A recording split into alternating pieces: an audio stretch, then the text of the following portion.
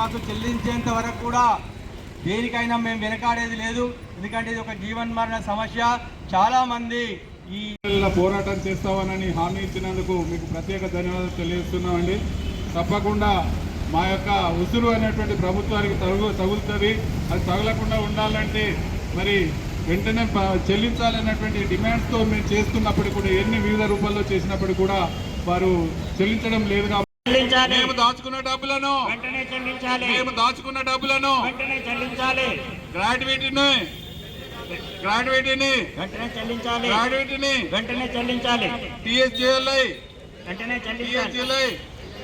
టీఎస్జీఎల్ఐ బకాయిలను వెంటనే డిఏ బకాయిలను వెంటనే చెల్లించాలి. డిఏ బకాయిలను వెంటనే చెల్లించాలి.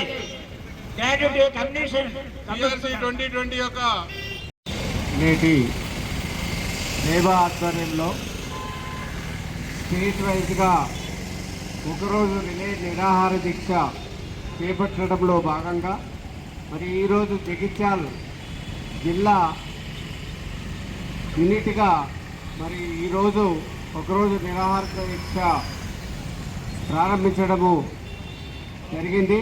మరి ఈరోజు 3:30 వరకు ఈ నిరాహార దీక్ష కొనసాగుతుంది. అయ్యా ముఖ్యమంత్రి గారు, మరి మీరు మీ మేనిఫెస్టోలో అన్ని బకాయిలు కానీ అట్లా పిఆర్సీ కానీ డిఏ రేట్స్ కానీ అన్నీ కూడా మీరు చెల్లిస్తామని మీ మేనిఫెస్టోలో చెప్పడం జరిగింది. అయినప్పటికీ మరి మార్చి 24 నుండి ఇప్పటి వరకు దాదాపుగా సంవత్సరంన్నర అయినప్పటికీ మరి మేము దాచుకున్న రూపాయలను ఇంతవరకు మాకు చెల్లించడం లేదు. మరి ఇది చాలా దారుణం. మరి మీ మీద నమ్మకంతో మరి ఇవాళ మాకు వస్తాయన్న పైసలు రాకపోవడం వలన మరి మా ఉద్యోగస్తులు ఉపాధ్యాయులు 35 మంది చనిపోవడం జరిగింది. ఎందుకనంటే మేము 35, 36, 40 సంవత్సరాల సర్వీస్ చేయడం వలన చివరి సమయంలో ఇవి వస్తాయని, ఈ బకాయిలు వస్తాయని ఇల్లు కట్టుకోవడము, పెళ్లిళ్ళు చేయడము, అప్పులు కట్టుకోవడానికి కోసమని మరి మేము దాచుకున్న రూపాయలు ఇంతవరకు చెల్లించలేదు.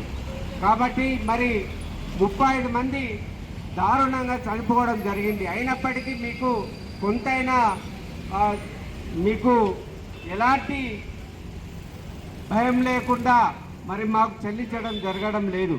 కాబట్టి దయచేసి మరి మీరు మరి ఒక ముఖ్యమంత్రి హోదాలో ఉండి మరి ఈ ఉద్యోగస్తుల బాధలను ఈరోజు నడి రోడ్డుపై మరి రిటైర్డ్ ఎంప్లాయీస్ అసోసియేషన్ ఆధ్వర్యంలో మరి అధ్యక్షులుగా ఉన్నటువంటి రామరెడ్డి గారు, అదేవిధంగా మరి జనరల్ సెక్రటరీగా ఉపాధ్యక్షులుగా ఉన్నటువంటి మన నరేందర్ రావు గారు,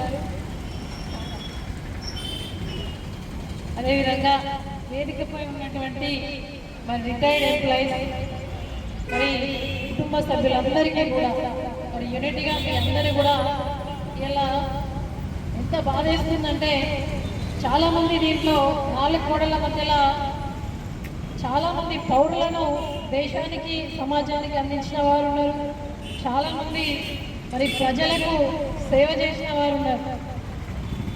మరి వారి పదవి కాలంలో దాదాపు 30-32 సంవత్సరాలు పూర్తిగా కూడా సమాజానికి సేవ చేసి మరి రిటైర్డ్ అయిన తర్వాత వచ్చే బెనిఫిట్స్ వాటితోటి వారి యొక్క కుటుంబాలతోటి మరి పిల్ల పాపలతోటి హాయిగా ఉండాల్సినటువంటి సమయంలో ఇవాళ రిటైర్డ్ ఎంప్లాయీస్కి రావాల్సినటువంటి బెనిఫిట్స్ ఇప్పుడు ఉన్నటువంటి మరి ప్రజాపాలన అని చెప్పుకునేటువంటి ప్రభుత్వం మరి దుర్మార్గమైనటువంటి ముఖ్యమంత్రి రేవంత్ రెడ్డి గారు ఇంతకుముందు మా ఎంపీ ప్రభు గారు మాట్లాడారు.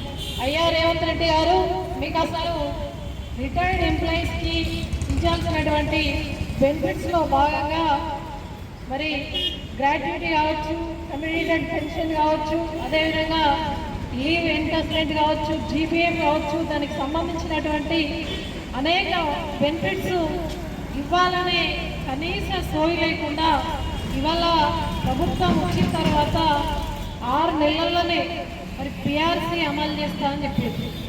అసలు 6 నెలలు అయిపోయింది, 2 సంవత్సరాలు అయిపోయింది. 2 సంవత్సరాలు అయిపోయినా కూడా మీకు రిటైర్డ్ ఎంప్లాయీస్ దోశ కావచ్చు, మరి పిఆర్సీ అమలు చేయాలని కనీసం కూడా ఇంగిత జ్ఞానం లేకుండా ఇలా సమాజానికి సేవలు అందించిన ఉద్యోగులను ఇలా నడి రోడ్డు మీద ఆడేసింది. ఇలా ప్రజాపాలన అని చెప్పుకున్నారు. ఇలా రిటైర్డ్ ఎంప్లాయీస్ పరిస్థితి ఎంత దుర్భరమైన పరిస్థితి అంటే మళ్ళీ వచ్చి మంచిగా రిలాక్స్గా ఉండాల్సినటువంటి ఉద్యోగులు రోడ్డు మీద పడ్డారు. గత 2024 నుండి మార్చి నుండి దాదాపు రాష్ట్ర వ్యాప్తంగా 14,000 మంది రిటైర్డ్ అయ్యారు. వారికి మరి ఏమాత్రం కూడా ఆ బెనిఫిట్స్ కూడా ఒకటి ఇంతకుముందు చెప్పినట్టు ఒక్క బెనిఫిట్ కూడా అందకుండా మరి చేసినటువంటి మూర్ఖపు ప్రభుత్వం ఇవాళ మరి మీరేమో మీ ఎంజాయ్మెంట్ కోసం, మీ సరదా కోసం మీరు దాదాపు 200 కోట్లతోటి ఒక గ్రౌండ్ కట్టుకున్నారు. మెస్సీ తోటి ఫుట్బాల్ అని ఆడుతున్నారు. ఆ 200 కోట్లతోటి మెస్సీ తోటి ఫుట్బాల్ ఆడే బదులు మరి రిటైర్డ్ అయిపోయినటువంటి ఎంప్లాయీస్ మీరు ఇచ్చే బెనిఫిట్స్ ఇవ్వకుండా చాలా మానసిక వేదనకు గురైపోయి దాదాపు 35 మంది చనిపోవడం ఇది నిజంగా ముమ్మాటికి మీరు చేసిన హత్యనే, ప్రభుత్వం చేసిన హత్యనే భావిస్తున్నాం. ఇంకా కూడా చాలా మంది మానసిక వేదనకు గురవుతూ ఉన్నారు. ఆ బెనిఫిట్స్ రాక మరి ఆ అనారోగ్య బారిన పడి చాలా మంది హాస్పిటల్ బారిన పడి మరి చాలా ఇబ్బందులకు గురవుతూ ఉన్నారు.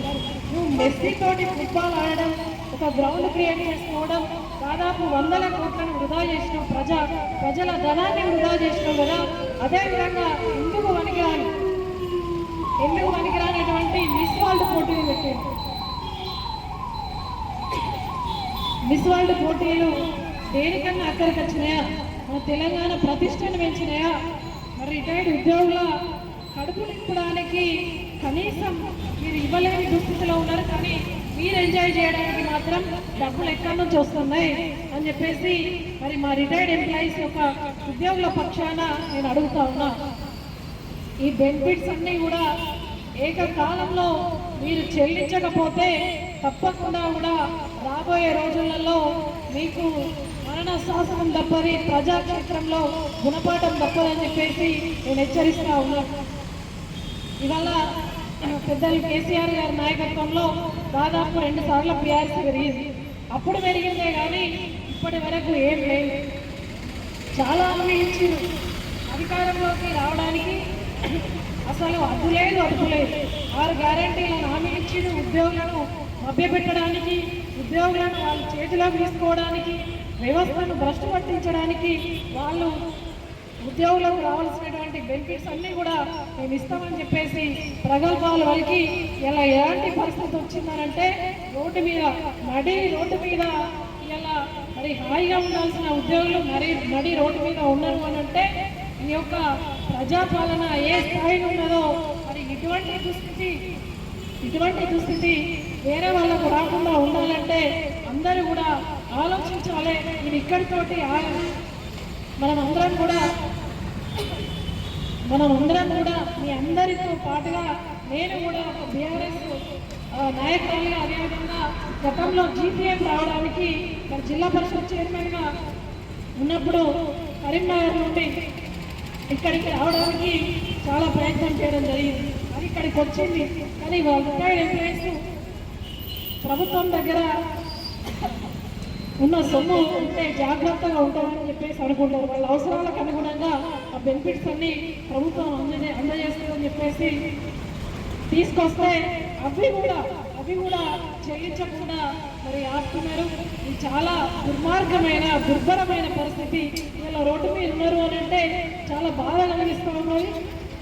కావున తప్పకుండా ఈ శీతాకాల సమావేశాలలో ఈ యొక్క పరిస్థితిని, మీకు రావాల్సినటువంటి బెనిఫిట్స్ అన్నీ కూడా కేసీఆర్ గారి నాయకత్వంలో మరి మా వర్కింగ్ ప్రెసిడెంట్ కేటీఆర్ గారికి తెలియజేసి తప్పకుండా కూడా మీ పక్షాన మేము ఉద్యమిస్తామని చెప్పేసి తెలియజేస్తా ఉన్నాం. ఇక్కడితోటి మమ్మల్ని పిలిచి సంఘీభావం ప్రకటిస్తూనే ఇక్కడితోటి ఆగాలి. మీరు ఎక్కడికి రమ్మంటే జైత్యాల జిల్లాలో ఉన్నటువంటి మా రిటైర్డ్ ఎంప్లాయీస్ పక్షాన మీరు ఎక్కడికి రమ్మంటే అక్కడికి నేను మాజీ మంత్రి కొప్పులీశ్వరన్న గారు, జిల్లా అధ్యక్షులు, మాకున్నటువంటి శాసనసభ్యులు, మరి ఒక శాసనసభ్యులు ఉన్నాడు మాకు కొరుట్లలో సంజయ్ అన్న గారు కూడా, మీ అందరి పక్షాన మాకున్నటువంటి ప్రజాప్రతినిధులు అందరం కూడా పోరాటం చేస్తామని చెప్పేసి తెలియజేస్తూ, తప్పకుండా నువ్వు ఏకకాలంలో ఇప్పటికైనా కూడా రిటైర్డ్ ఎంప్లాయీస్ బెనిఫిట్స్ అన్ని కూడా వారి ప్రయోజనాలు చెల్లించకపోతే తప్పకుండా వారి ఉసురు కలుగుతుందని చెప్పేసి తెలియజేస్తూ మీ అందరి పక్షాన పోరాడతామని చెప్పేసి తెలియజేస్తాను. Thank you. జై హింద్, జై తెలంగాణ.